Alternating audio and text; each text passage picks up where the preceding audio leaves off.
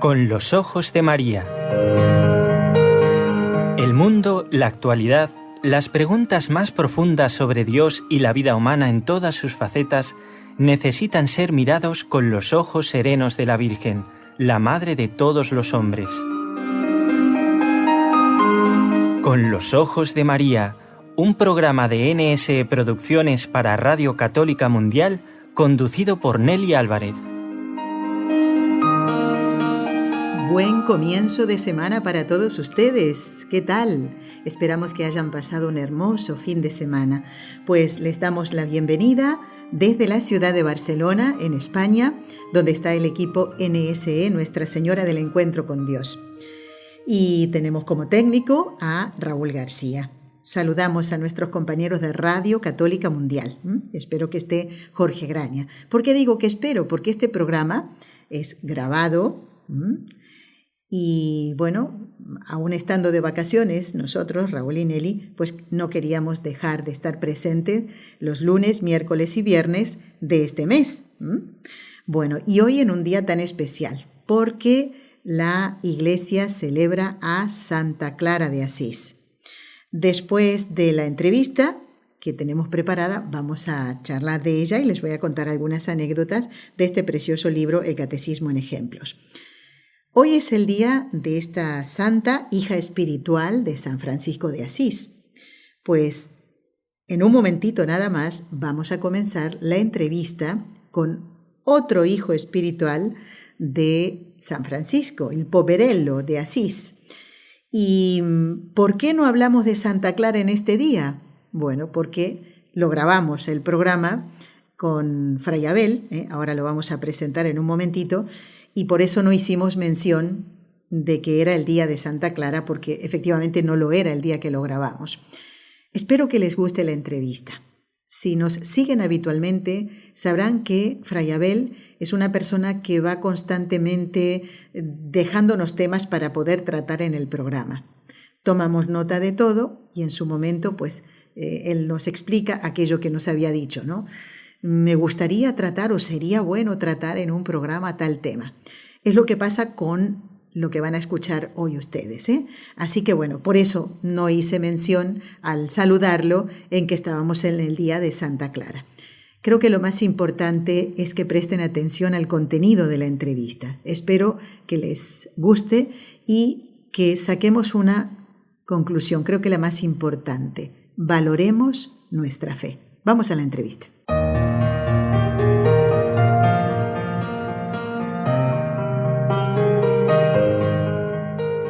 Vamos a dar ya mismo la bienvenida a Fray Abel García, religioso de la Orden de Frailes Menores Conventuales, los franciscanos conventuales, del convento de San Buenaventura en Madrid. Fray Abel, le damos la bienvenida al programa Con los Ojos de María nuevamente. ¿Cómo se encuentra? Muy bien, gracias a Dios. Feliz día para todos. Un saludo de paz y bien. Muy bien. Fray Abel, estaba pensando en que este programa podría haber entrado en el ciclo que estamos haciendo, Cómo hablar con Dios, porque no solamente estamos viendo la manera en que podemos comunicarnos con nuestro Señor, y debemos, por supuesto, ¿no?, para darle gracias, para pedir por nosotros, por nuestros hermanos difuntos, vivos, por toda la Iglesia. Y creo que además de aprender cómo hablar con Dios, también, por eso decía que este programa podría entrar en este ciclo, ¿por qué tenemos que pedir al Señor? ¿Qué intenciones podemos poner? Y creo que una, en todos los tiempos, por supuesto, pero estamos nosotros viviendo este siglo XXI, debe ser por nuestros hermanos cristianos, que no están en los lugares donde pueden manifestar su fe. Y bueno, por eso lo hemos convocado, porque además había pendiente tratar el tema de la custodia de Tierra Santa. Y usted me preguntará por qué me interesa justamente porque esos hermanos están viviendo otra realidad que nosotros no tenemos aquí. Por eso muchas veces no valoramos la fe, ¿verdad? No valoramos el hecho de poder ir a una iglesia. Nosotros todos los días estamos viendo, a ver, hoy vamos a misa a tal lugar, ¿qué te parece? Perfecto. A esta hora otra, ¿lo tenemos tan a mano? Nuestros hermanos cristianos perseguidos, no. Y por eso este tema me interesaba y ahora, por fin, vamos a tratarlo. En primer lugar, querría preguntarle qué territorio abarca Tierra Santa. Cuando nosotros decimos, me voy de peregrinación a Tierra Santa, y si todavía hay lugares que se pueden visitar por esta realidad que se está viviendo de la guerra allí. Efectivamente, cuando hablamos de Tierra Santa casi siempre nos centramos en Palestina, en los lugares principales, de Palestina o de Israel. Claro, ya sabemos que ahí es siempre muy difícil hacer un cierto equilibrio, ¿verdad? Porque ya sabemos que hay un país reconocido oficialmente que es Israel, el Estado de Israel, y luego está Palestina, que no es propiamente un país, sino es una autoridad nacional, pero bueno, que también está presente en el territorio y obviamente cuando un cristiano va a estos lugares, así llamados, ¿no?, santos lugares o Tierra Santa, pues se encuentra con estas dos realidades. Por un lado está Israel, por otro lado está Palestina. Y muchos de los santuarios y de los lugares santos que justamente visitamos al acercarnos a aquella tierra bendita, ¿no?, por la presencia del Señor y de la Virgen María, de los apóstoles y tantos otros santos, pues vemos que eso va pasando de un sitio a otro. Yo la última vez que estuve allí en Tierra Santa fue justo hace 2 años, un poco antes de la guerra. Además tuve la suerte de hacer unos ejercicios espirituales, no sé si lo habíamos comentado. He estado otras veces en peregrinación, visitando los lugares, pero en esta última ocasión no fue propiamente una peregrinación, sino, ya digo, unos ejercicios espirituales organizados por los frailes franciscanos de la Custodia de Tierra Santa, que hay que decir que no son la rama conventual. Bueno, ahí también hay unas cuestiones históricas que no vamos a entrar en ellas, ni mucho menos, porque sí que es cierto que estuvimos, digamos, la rama conventual ahí presente hasta que, bueno, un Papa, Eugenio IV principalmente, y otros, se le entregaron la custodia a la rama observante. Pero es igual porque, ya digo, gracias a Dios, hemos redescubierto todos que somos hermanos y que profesamos la misma regla y no hay ningún problema. Y de hecho, en esta ocasión, como decía, al hacer los ejercicios, fuimos frailes de aquí, franciscanos conventuales de España, junto con frailes también franciscanos de la otra rama de aquí de España, y estuvimos una semana y fue precioso, Nelly, porque, como decía, en lugar de visitar los lugares, que a veces uno tiene la sensación cuando van en plan peregrinación de que le llevan, pues eso, a visitar muchos lugares en muy poco tiempo y vuelve, pues eso, con el corazón lleno, sin duda alguna, pero también un poco saturado, ¿no? Ya no sabes dónde está un sitio, dónde está otro y qué ha pasado aquí y allá. Sí. Nosotros estuvimos solo en 3 sitios, Nelly. Comenzamos en Nazaret, más fue un recorrido así muy de los momentos cruciales de la vida del Señor, ¿no? Nazaret, la Anunciación, y ahí nos fijamos sobre todo en la pobreza de la Encarnación, que es algo que especialmente a San Francisco, ¿no?, le emocionaba, la pobreza de la Encarnación, la pobreza y la humildad. Luego de ahí pasamos a Belén, la Natividad, fue precioso. Además cuento una anécdota, estábamos alojados en la casa de los frailes, en la Casa Nova, que se llama justo al ladito de la Basílica de la Natividad. Y claro, abren muy temprano esa basílica, no sé si a las 4:30 o a las 5 ya, incluso, yo creo que un poco antes, ya está abierta, empiezan con los cultos, porque es una basílica compartida con otras iglesias cristianas.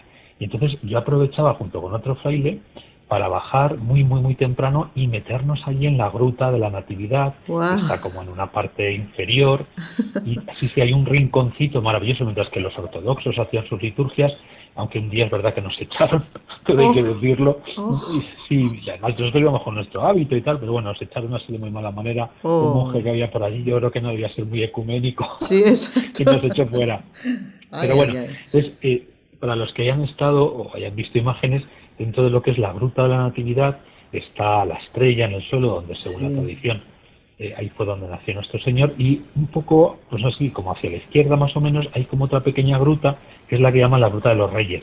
Según la tradición es donde ahí estuvieron los Reyes Magos, se colocaron, ¿no?, de rodillas, pues para adorar al Señor y presentarle sus ofrendas. Bueno, pues ahí hay como una especie de banquito, y ahí nos sentábamos y estábamos un buen rato, ¿no?, en oración, ese silencio que lo envuelve todo, con la liturgia de los ortodoxos, en fin, yo creo que son los primeros que ofician, ¿no?, hasta después que viene la misa de los católicos. Sí. Y de allí pasamos a Jerusalén, y ya en Jerusalén pues terminamos un poco nuestro recorrido con la pasión y muerte del Señor.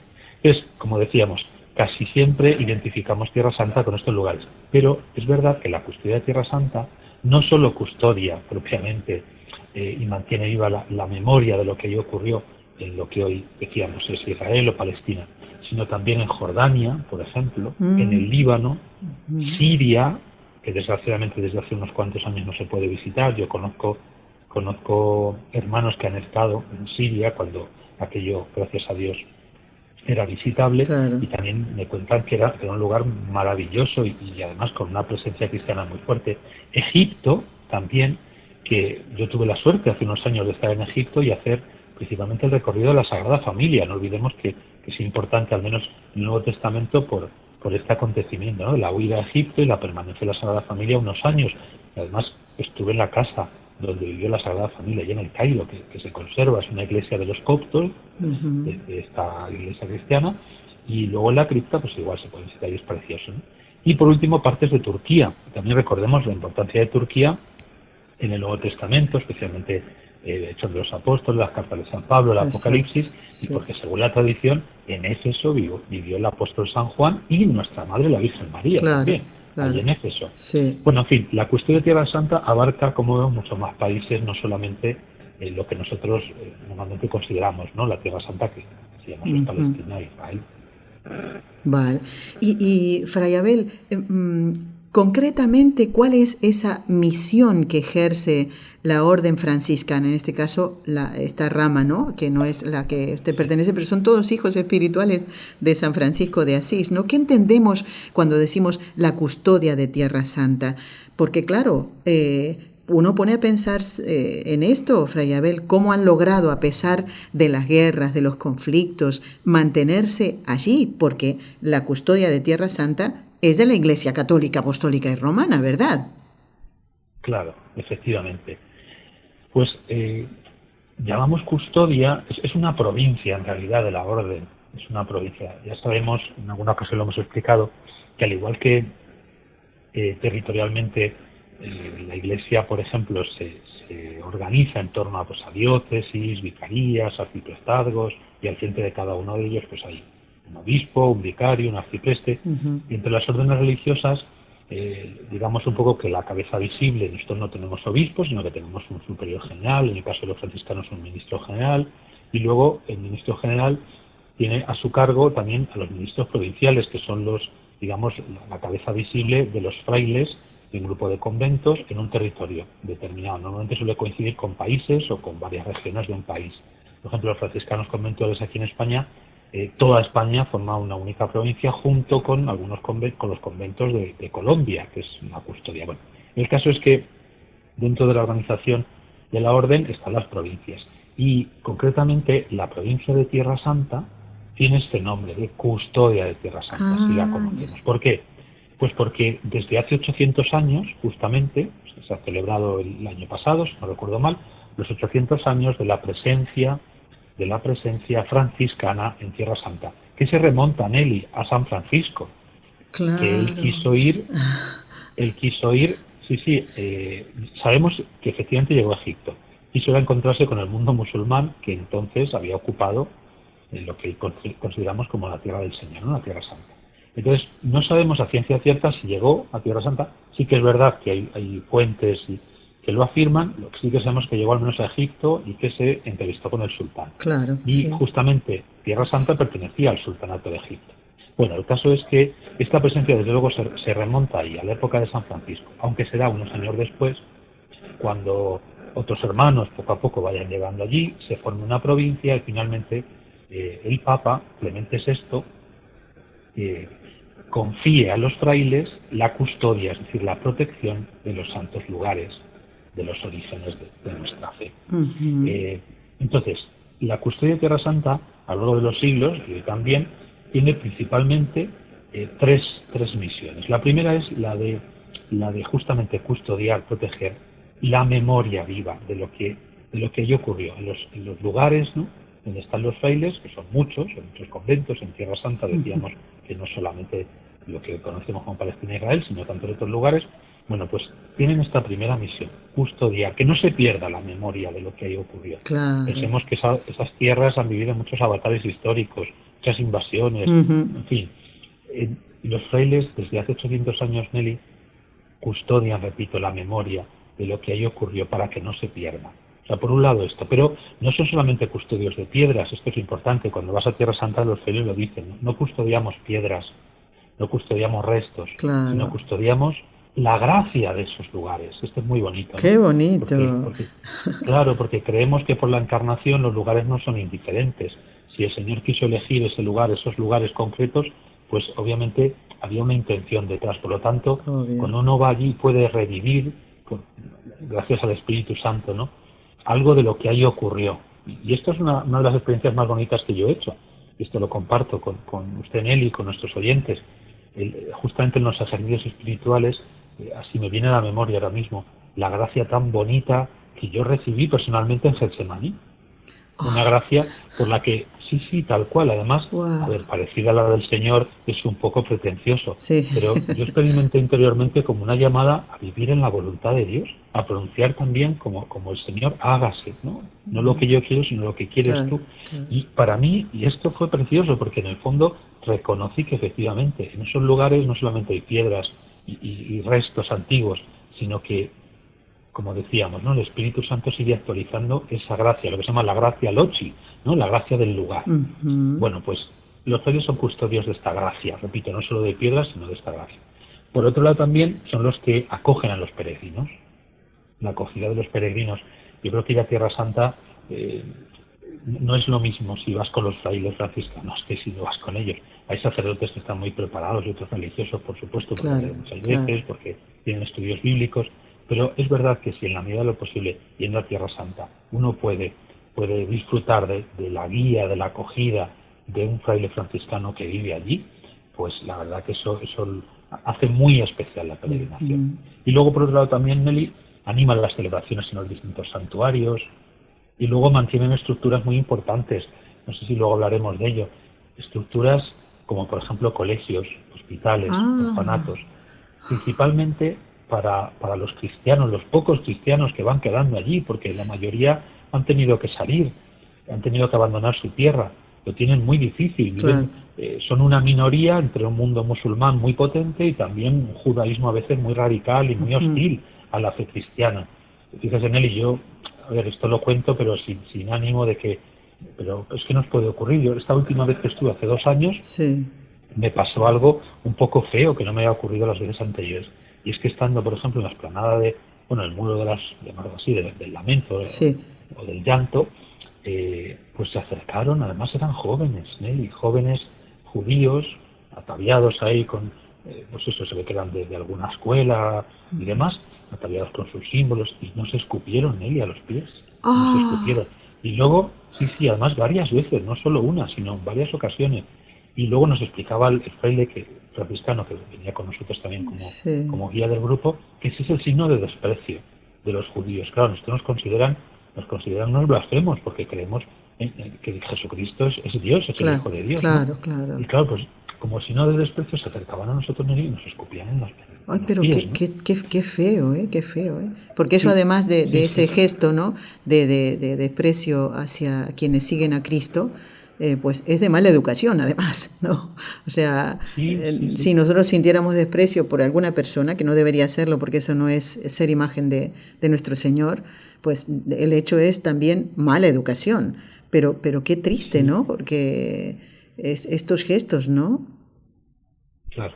Es la manera con la que los judíos expresan ese desprecio, ¿no? Y fue lo que hicieron también al Señor, recordemos, ¿no? Esos ultrajes y salivazos que dicen los textos, pues esos salivazos son un signo, se ve que culturalmente muy arraigado, ¿no?, de desprecio hacia alguien. Claro, nosotros nos despreciaban por ser seguidores de Cristo, ¿no?, el que ellos consideran un blasfemo. Pues bendito sea Dios, Fray Abel, bendito sea Dios, ¿no? Han sufrido eso por amor a Cristo.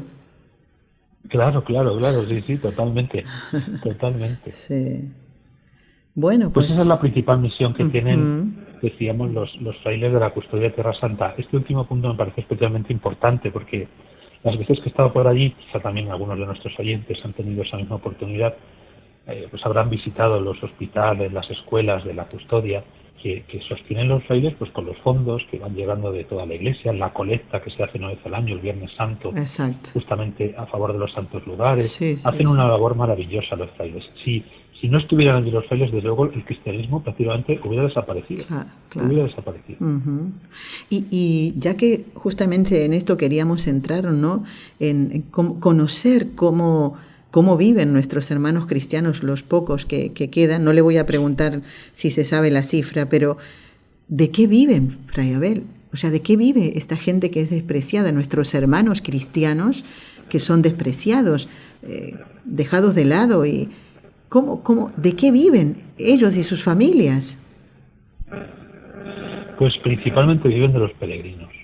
De hecho, cuando uno visita, por ejemplo, Belén, se da cuenta de que los cristianos, la mayoría que son de origen palestino, árabe, viven pues de pequeños negocios que tienen alrededor de los santuarios, concretamente, por ejemplo, aquí en Belén, en torno a la Basílica de la Natividad. Y esa es su forma de vida, y por lo tanto, cuando no hay peregrinaciones, obviamente, pues claro, su forma de vida pues se viene abajo, ¿no? Claro. Entonces es verdad que los frailes les ayudan como pueden para que no abandonen su casa, porque lo más fácil es emigrar, pues venirse a Europa, irse a Estados Unidos, donde pues, seguramente que tengan más oportunidades. Pero bueno, pues principalmente viven de esto, ¿no? Pequeñas tiendas, pequeños negocios, Uh-huh. en torno a, ya digo, ¿no? A los santuarios. Muchas veces también viven como empleados en los santuarios, en los albergues que tienen los frailes. También hay mucha población cristiana que trabaja ahí, ¿no? Fíjate, Nelly, a propósito de las cifras, que bueno, son siempre significativas, pero hacia 1950 más o menos, en Tierra Santa, actual Israel, Palestina, vivían, o sea, el 10% de la población eran cristianos. Actualmente, Nelly, de ese 10% se ha pasado al 1%. Al 1%. Uy. Es decir, sí. O sea, la reducción ha sido drástica. Uh-huh. Se ha pasado en poco más de 70 años ya, Claro. en 70 años del 10 al 1%. Y desgraciadamente la tendencia es a la baja. A diferencia de lo que ocurre con el mundo musulmán y también con el mundo judío, que en fin, está en aumento, Uh-huh. crece la población tanto judía como musulmana, pero la cristiana no. La cristiana desciende de año en año. Claro. Que lo tienen muy difícil, realmente muy difícil. Muy difícil. Fray Abel, y cuando hablamos de cristianos, ¿de cuántos católicos estamos hablando? Porque cristianos, pues hay evangélicos también, ¿no? Ortodoxos, pero ¿de qué estamos hablando? Porque a veces cuando nos dan información, por ejemplo, de los cristianos perseguidos, allí hay católicos, pero son una minoría, y en este caso, ¿de cuántos? O sea, por eso digo, no quiero comprometerlo con cifras, pero todavía quedan católicos que trabajan y hacen lo que pueden, ¿no? Y gracias a Dios que están los franciscanos, ¿no? Sí, pues no sabría decir ahora mismo, pero el porcentaje pues también es muy pequeñito. Uh-huh. Es verdad que allí conviven principalmente en Tierra Santa cristianos católicos y ortodoxos. Claro. Del patriarcado griego.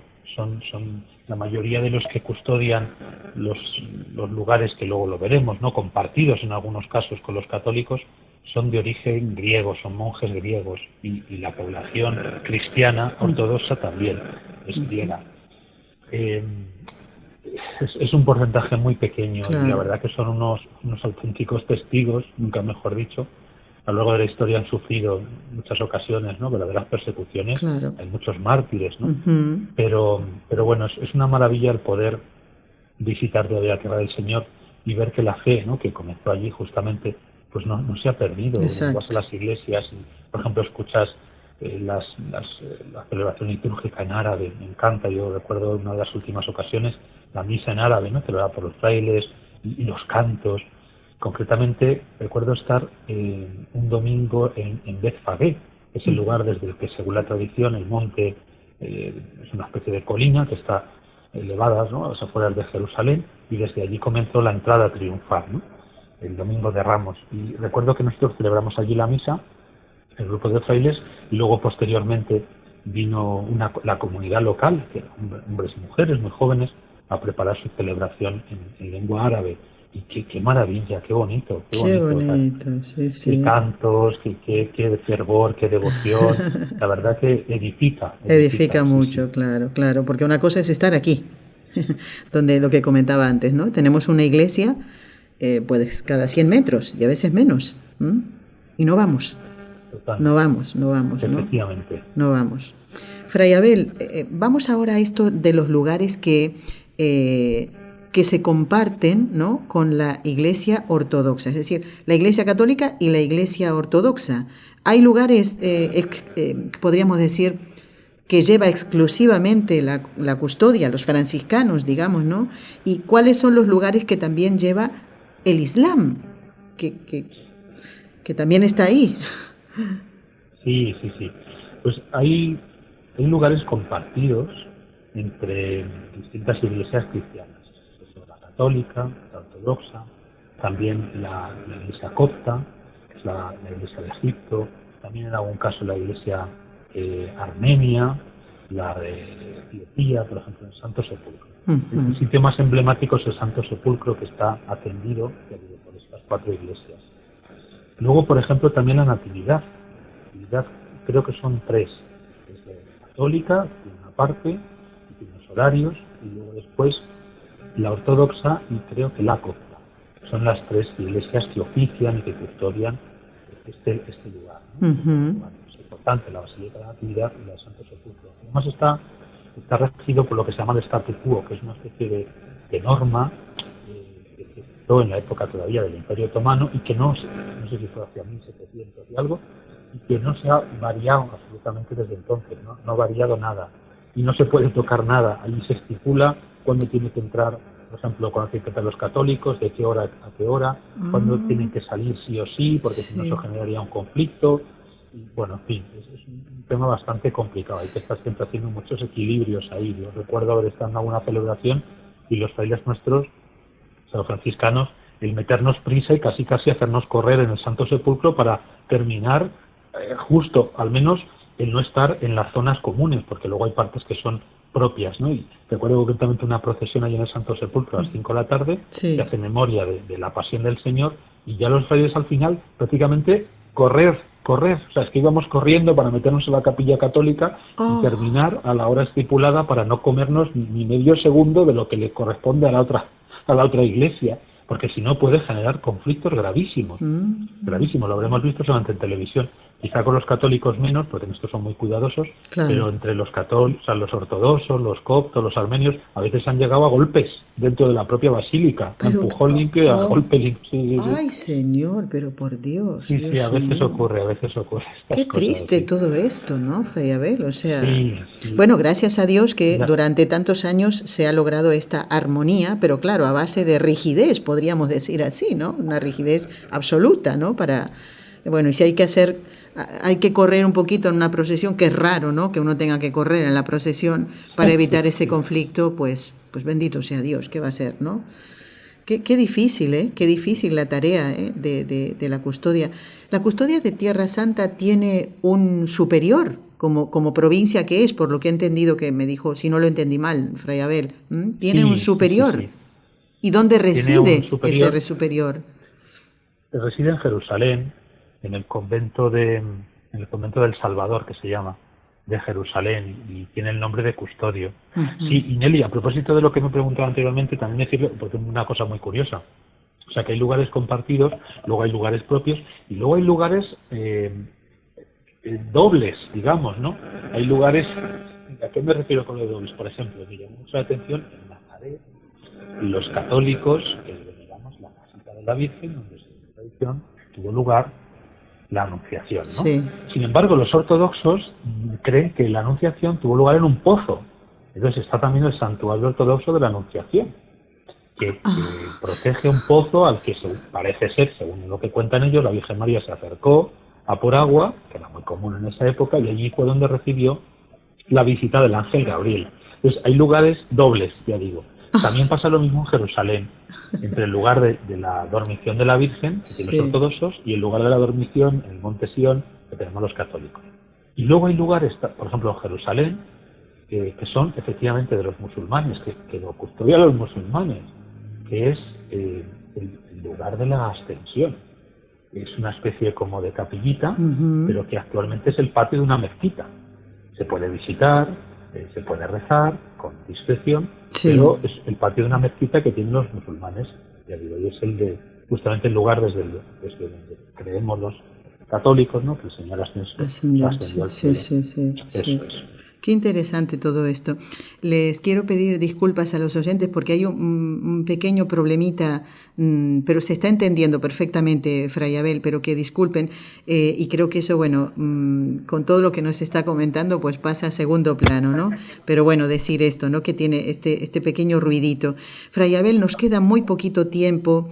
Usted hoy no puede quedarse durante todo el programa, pero no quería que dejara de comentarnos. Yo he leído un poquito para informarme y he notado una cosa muy particular cuando se habla del sufrimiento de otros hermanos, en este caso, porque usted antes nombró el Imperio Otomano, y aquí entra, ¿no? en esta parte de la entrevista, el llamado genocidio armenio. Allí también, pues, el pueblo armenio, pues, sufrió. Ahora por eso quería preguntarle cuándo y cómo comienza ese genocidio y bueno, sus consecuencias se viven hasta el día de hoy. O sea, eso no fue algo que pasó, ya nos dirá usted, cuando comenzó. Así quiero aprovechar estos pocos minutos que nos quedan, Fray Abel. ¿Cuándo y cómo comienza el genocidio del pueblo armenio? Pues el pueblo armenio es un pueblo muy desconocido, aunque sí que es cierto que su presencia en el mundo, y no solamente me refiero al mundo a nivel geográfico, también en el mundo del deporte, en el mundo de las artes, es bastante significativo. Yo no conocía apenas nada, aunque es verdad que sí que había leído cosas, había visto imágenes, sobre todo de los famosos monasterios armenios. Pero hace unos meses, como ya indiqué en uno de los programas, y que también motivó pues, que dedicáramos este ratito a hablar de la iglesia armenia, del pueblo armenio, tuve la gran suerte de ir a acompañar una peregrinación de aquí, de nuestra parroquia de Madrid, justamente a Armenia. Fuimos a Armenia, una parte, y luego a Georgia, pero principalmente el objetivo del viaje era Armenia. Y sinceramente yo quedé entusiasmado y muy, muy impactado de lo que allí visitamos, de lo que allí vivimos.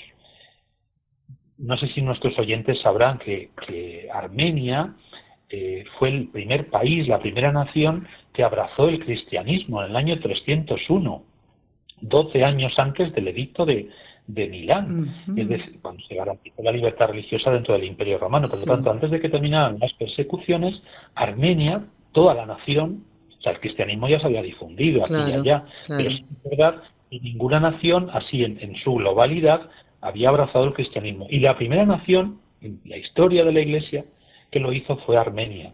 Decíamos, en el año 301, adoptó el cristianismo como religión oficial, gracias principalmente a la labor del gran santo de la Iglesia de Armenia, que es San Gregorio el Iluminador.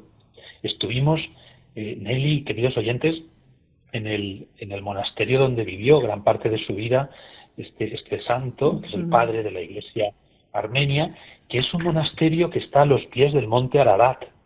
El monte Ararat, que actualmente, por desgracia, no pertenece a Armenia, sino a Turquía, bueno, en fin, por cuestiones históricas y políticas. Bueno, es el monte en el que, según la tradición, encalló el Arca de Noé, que es el relato fundacional de Armenia, y esto aparece en el libro de Génesis. Es un lugar maravilloso. Es un monasterio que está como sobre una colina, un monasterio del siglo XIV, el actual, el anterior era, claro, mucho más antiguo, de la época de San Gregorio. Bueno, el caso es que es un sitio maravilloso. Está en el valle, justamente, en un valle que da hacia el monte Ararat, que es un volcán de nieves perpetuas, con unas vistas maravillosas. O sea, yo recuerdo haber estado allí, tuvimos una celebración y era un domingo, bueno, fue maravilloso. El caso es que este país cristiano que ha mantenido su fe cristiana a lo largo de los siglos, decíamos desde el año 301, cuando San Gregorio el Iluminador convenció al rey Tiritades III de Armenia para que abrazara la fe cristiana después de una serie de sucesos y demás. Bueno, pues han mantenido la fe en medio de, nos decía la guía local que tuvimos, de no sé cuántas deportaciones, invasiones, destrucciones, porque claro, por allí pasaron los mongoles, pasaron los persas, luego los del Imperio Turco Otomano, por último, los soviéticos, que también intentaron arrasar con todo. Exacto, exacto. Han mantenido su fe intacta. Recuerdo haber participado en alguna de sus liturgias y qué maravilla, cómo viven la liturgia eucarística. Bueno, en fin, qué devoción tienen a sus santos, a sus mártires. Y quizás uno de los momentos más dramáticos de la historia del pueblo armenio, sin duda alguna, fue esa deportación forzosa e intento de exterminar, porque eso fue, ¿no?, el intento de exterminar a más de 1,5 millones, incluso 2, dicen, ¿no?, de armenios por parte del gobierno del Imperio Turco Otomano de la época, Comité de Unión y Progreso, que se llamaba, entre 1915 y 1923. Pensemos, Nelly, casi entre 1,5 millones y 2 millones de armenios. Y efectivamente, fue una deportación forzosa y el intento de exterminar una cultura y una fe que es la única que ha permanecido así en toda la región. Porque Armenia actualmente tiene frontera con Azerbaiyán, que son musulmanes, al sur, esto es hacia el este, hacia el sur con Irán, imaginemos Irán, el Irán de los ayatolás, sí. y al oeste con Turquía. Por lo tanto, al norte tiene frontera con Georgia y con Rusia, es la frontera quizá un poco más, bueno, con Georgia en este caso más amable, pero igualmente, ya digo, están rodeados, nos decía la guía, ¿no? Somos un pequeño pececito en medio de 3 tiburones. Sí, se entiende. Muy bien Claro. ejemplarizado sería o algo así, ¿no? Un pececito con 3, sí, es impresionante. Lo más increíble es esto, lo que acaba de decir, cómo han mantenido la fe a pesar de deportaciones, de invasiones, destrucciones. He visto fotografías porque quería prepararme un poquito, por lo menos para todo lo iba a decir usted, pero yo quería también leer y hay muchas fuentes, Fray Abel, y lo que he notado que en algunas no se habla de la muerte de los cristianos. Es decir, el cristianismo no aparece en la noticia, en ese relato de lo que fue el genocidio armenio. No se habla de los cristianos. Es como si hubiera sido una cuestión pura y exclusivamente política, que también estaba, ¿no?, en el asunto. Y me llamó poderosamente la atención. Ciertamente leí que, fueron, esto que usted estaba comentando, ¿no?, que fueron el primer pueblo cristiano en el mundo, pero esto es una perlita en todo el material que sale en Internet, por eso hay que tener mucho cuidado e ir a las buenas fuentes, digamos, ¿no? Y también que eran vistos como ciudadanos de segunda clase, y he tenido la oportunidad de ver algunas fotografías impresionantes, porque allí murieron en esas deportaciones, deportaciones, ¿no? Pues niños, ancianos. Y lo increíble es esto, que hayan mantenido su fe a pesar de todo ello, ¿no? ¿Es fácil acceder a Armenia, a estos lugares allí, o hay también restricciones en cuanto a las visitas, Fray Abel? No, ninguna. Nosotros cuando estuvimos allí, Nelly, efectivamente visitamos el memorial que llaman ellos del genocidio, que está en la capital, a las afueras de la capital, y hay que reconocer que es un sitio muy recomendable para quien visite Armenia. Sales muy estremecido por todo el material fotográfico que hay, el relato de las deportaciones, de las violaciones, de las masacres, los encerraban en las iglesias. Claro, la población era mayoritariamente cristiana, es decir, que obviamente allí hubo una doble intención, no había una cuestión meramente social o política o cultural, sino también religiosa. Los encerraban en las iglesias y los quemaban vivos. O sea, es que era una cosa tremenda. Y claro, no pensemos que ya hubiese sido muchos miles de personas, no, es que se habla entre 1,5 millones y 2. Pero Armenia se puede ir sin ningún problema. Sí, es verdad que no hay vuelos directos, por ejemplo, desde España, nosotros fuimos por Varsovia, por Polonia, se puede ir por Bélgica y por otros lugares, pero luego allí es un país muy tranquilo, muy recomendable. Los monasterios, que es lo más, decíamos, significativo de su tradición religiosa y cultural, son maravillosos. Yo les decía a los del grupo, no sé mañana qué visitaremos, pero si es que ya lo que hemos visitado hoy es sublime, pero es que cada día era mejor que la anterior y Qué ya era bonito. difícil poder mejorar lo que veíamos el día. Sí, monasterios pues en islas, en medio de lagos, en lo alto del Cáucaso menor que llaman ellos, Ujú. en lo alto de las montañas, bueno, lugares maravillosos y luego eso arquitectónicamente pues claro, una preciosidad todo lo que visitábamos y además lugares vivos, porque esto es lo más bonito, que la mayoría de estos monasterios, aunque no tienen vida monástica, sí que siguen atendidos por sacerdotes Ujú. y tienen cultos, se celebra el culto. Cuánto me alegro, Fray Abel, de que haya podido vivir esta experiencia única, ciertamente, y que nos la haya contado. Por eso yo no me había olvidado de que cuando usted me dice, esto sería tema para un programa más adelante, yo siempre lo apunto y quería que comentara esto, que ciertamente no es tan conocido, ¿no? Creo yo, si uno pregunta esto, pues algunos pueden decir, no, no sabía nada, no sabía nada. Ciertamente también hay una, ¿cómo podríamos decir? Un silencio, ¿no? Que está, o sea, ha sido como silenciado y de hecho no todos los países han reconocido el genocidio armenio.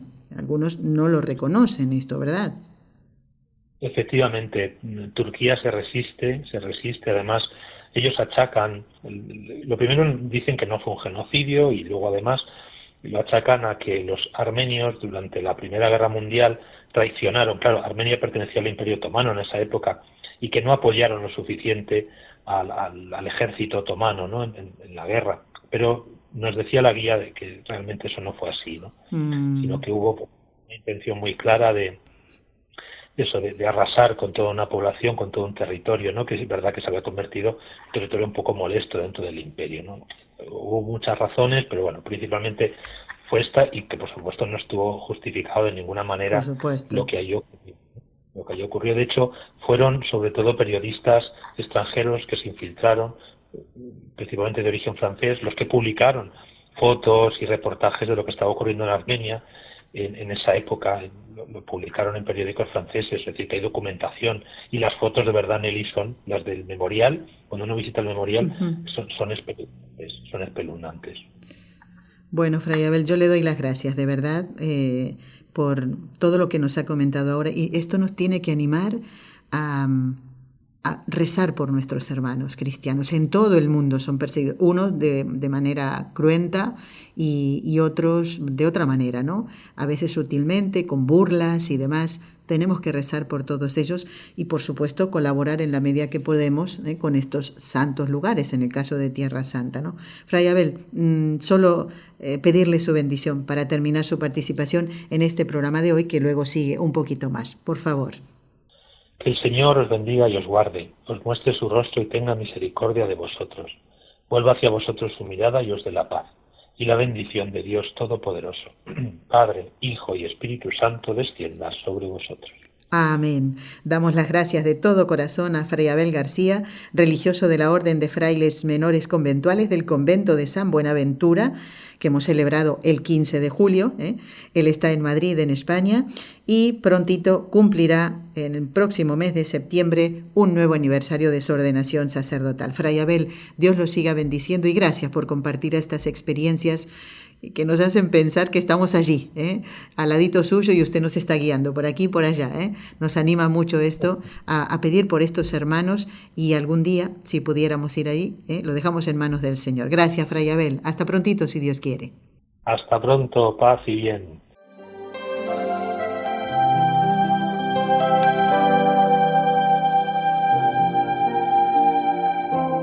Estás escuchando en Radio Católica Mundial el programa Con los Ojos de María, en vivo y en directo, presentado por el equipo Nuestra Señora del Encuentro con Dios desde Barcelona.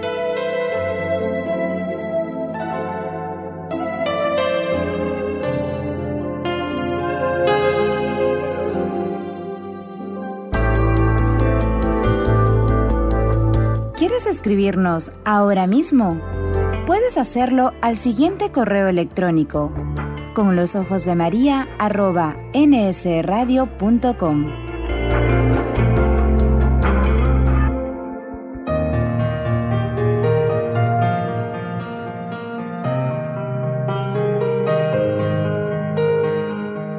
Bueno, demos gracias al Señor porque afortunadamente se solucionó el problema técnico que venía yo notando antes en la entrevista con Fray Abel. Qué interesante todo lo que nos ha comentado. Son sus propias vivencias. No lo ha leído ni ha visto un vídeo, sino que lo ha vivido en primera persona, ¿no? El haber ido a Tierra Santa y el haber estado en Armenia. Y bueno, pues damos gracias al Señor por esta colaboración de Fray Abel García de la Orden de Frailes Menores Conventuales. Demos gracias al Señor por todos nuestros colaboradores. No sé, para nosotros es muy importante la oración de ustedes por ellos, para que el Señor les recompense, porque a veces, ya lo dije más de una vez en el programa, hacen ellos verdaderos malabares para poder estar con nosotros, o bien para estar en directo o para grabar un poquito del programa que después sale al aire estando nosotros aquí en directo, claro. En fin, lo importante es eso, ¿no? Que agradezcamos al Señor todo el esfuerzo que nuestros colaboradores hacen. Y a todos, gracias por vuestra oración. Bueno, ha llegado el momento de rezar las 3 Ave Marías y vamos a ofrecerlas por vuestras intenciones. Vamos a pedir hoy muy especialmente por todas las religiosas clarisas que celebran a Santa Clara, su fundadora, y bueno, les pedimos al Señor y a ella que interceda, ¿no? Ante el Señor, a Santa Clara, por la perseverancia de todas las religiosas clarisas y también por nuestras intenciones particulares, ¿eh? Bueno, vamos a comenzar como hacemos siempre, invocando a la Santísima Trinidad. En el nombre del Padre, y del Hijo, y del Espíritu Santo. Amén.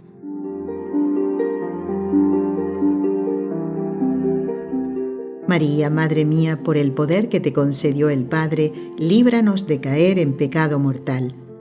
Dios te salve María, llena eres de gracia, el Señor es contigo. Bendita tú eres entre todas las mujeres, y bendito es el fruto de tu vientre, Jesús.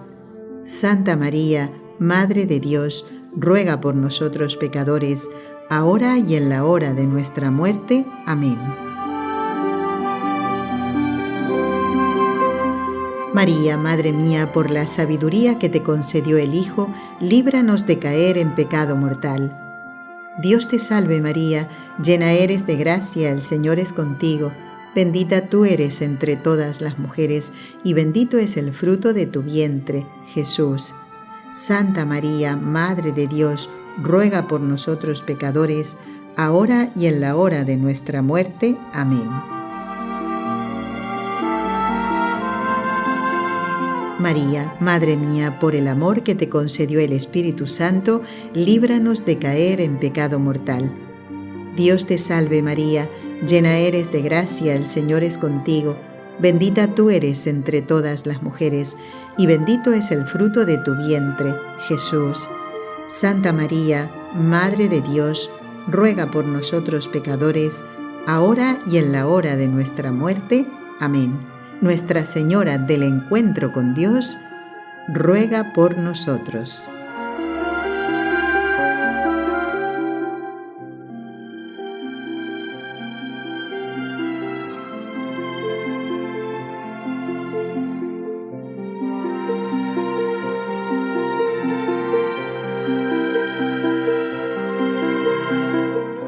Bueno, y ahora sí quería comentarles un poquito lo que escribió el padre Muñana en el Catecismo en Ejemplos. Este libro que siempre les comento que prácticamente ya no se ha editado, no ha habido nuevas ediciones. Es un libro muy antiguo. Miren, ya les voy a decir el año. No sé si una vez se los dije el año, pero es un tesoro. 1964. Yo tenía 3 añitos. 1964. Pero es un tesoro de verdad, porque se habla de todos los mandamientos, de los pecados, de todo lo que nos puede servir para nuestra vida espiritual. De hecho, es un libro que tiene prácticamente más de 1500 páginas. Y habla de Santa Clara varias veces, obviamente. ¿Y dónde? ¿En qué momento? Bueno, en el libro donde se refiere a los consejos evangélicos, ¿no? Santa Clara salió una noche de casa de sus padres por una puertita trasera. Dice que estaba obstruida por un montón de leña que ella misma tuvo que remover con sus propias manos. Ganó la calle, es decir, llegó a la calle, y acompañada por Bona Gelfucci, que supongo que a lo mejor sería una sierva de ella, de la casa, supongo, y tomó el camino de la Porciúncula. Esto es en Italia, ¿no? Los franciscanos, que sabían su llegada, salieron a su encuentro con antorchas y poco después, arrodillada ante la imagen de Nuestra Señora en la capilla, por amor al Santísimo y amadísimo Niño Jesús, envuelto en pobres pañales, daba al mundo el libelo de repudio. Quiere decir que ya dejaba el mundo, no quería ya saber nada con el mundo, que desde mucho tiempo atrás tenía escrito, dice. Dejó en manos de los frailes sus resplandecientes vestidos y recibió un hábito de lana, como el que ellos llevan. Trocó, dice, es decir, cambió su ceñidor que tenía en el vestido, ¿no?, adornado de pedrerías, por una cuerda de nudos. Y cuando bajo las tijeras de Francisco rodaron por tierra sus 2 crenchas, dice, su cabellera sería, ¿no?, cubriéndose con un tupido velo negro. Es decir, cambió esa cabellera, con la cabeza ya los pelitos sin nada prácticamente, y se puso un velo negro. Y en lugar de zapatos bordados, unas sandalias de madera. Hizo los 3 votos religiosos, es decir, pobreza, obediencia y castidad, y juró obedecer a Francisco de Asís, como superior. Vanos resultaron los esfuerzos de sus padres para hacerla volver atrás de sus propósitos. Pero fíjense cómo la firmeza de Clara, que hoy es Santa Clara de Asís, dio frutos. Tantas personas nos dan ejemplo de cómo defienden su vocación, una vez que están seguros de que el Señor les llama. Pues ella también puso su empeño en no volver atrás, no volver al mundo, porque descubrió su vocación. Imitó su ejemplo su hermana Inés, pero eso no es todo, escuchen. Más tarde, su otra hermana, Beatriz. Y si creen que aquí termina la cosa, no. Y después de la muerte de su papá, ingresó monja la propia madre. Cómo dio fruto esa entrega de ella, de Santa Clara de Asís. Es una santa muy, muy querida. Y tenía aquí otra anécdota que dice que ella, siguiendo el mismo espíritu de San Francisco de Asís, cuando estaba enferma, se ocupaba desde el mismo lecho en bordar ornamentos para la iglesia, y así hizo 50 pares de corporales. 100 corporales cuando estaba enfermita. Eso no era razón por la cual no trabajara para el Señor. Me había marcado otra anécdota, pero creo que ya no me va a dar mucho tiempo de decirla. A ver, esta era cortita también. Dice que el padre Muñana, cuando habla de quién recibimos el alma de cada uno es creada directamente por Dios, cuando es engendrado el cuerpo. Santa Clara de Asís, en su lecho de muerte, hablaba en un suave murmullo, y una de las hermanas le preguntó qué es lo que estaba diciendo, y le dice la santa: estoy hablando con mi bendita alma. Y la oyeron estas palabras, ¿no? Oyeron que ella dijo: adelante, alma mía, sigue adelante sin temor, porque tienes un buen guía para el camino. Adelante, porque aquel que te ha creado te ha santificado, te protege siempre y te ama con un amor tan tierno como el de la mejor madre para su hijo. Bendito seas, Señor, por haberme creado. Qué bonito, que nos quede este ejemplo. ¿Hemos dado gracias al Señor por habernos creado? Eso puede ir en las oraciones de la mañana. Bueno, amigos, estamos llegando al final del programa. Hoy es día de Santa Clara, hemos tenido aquí a un franciscano en el programa, y el día 13, si no me equivoco, vamos a repetir uno de los programas de consultas de oyentes del Padre Antonio, si no me equivoco, después lo arreglo, cualquier cosa. Bueno, amigos, gracias por habernos acompañado, gracias a Raúl García, con el equipo Nuestra Señora del Encuentro con Dios, y a los compañeros de Radio Católica Mundial. Hasta el miércoles, si Dios quiere. Que Dios los bendiga. Has escuchado un programa de NSE Producciones para Radio Católica Mundial.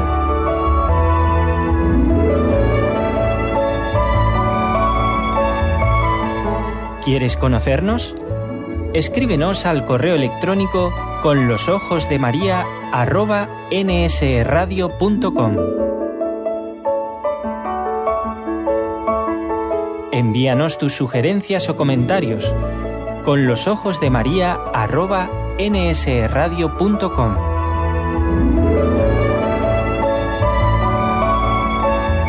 Te esperamos.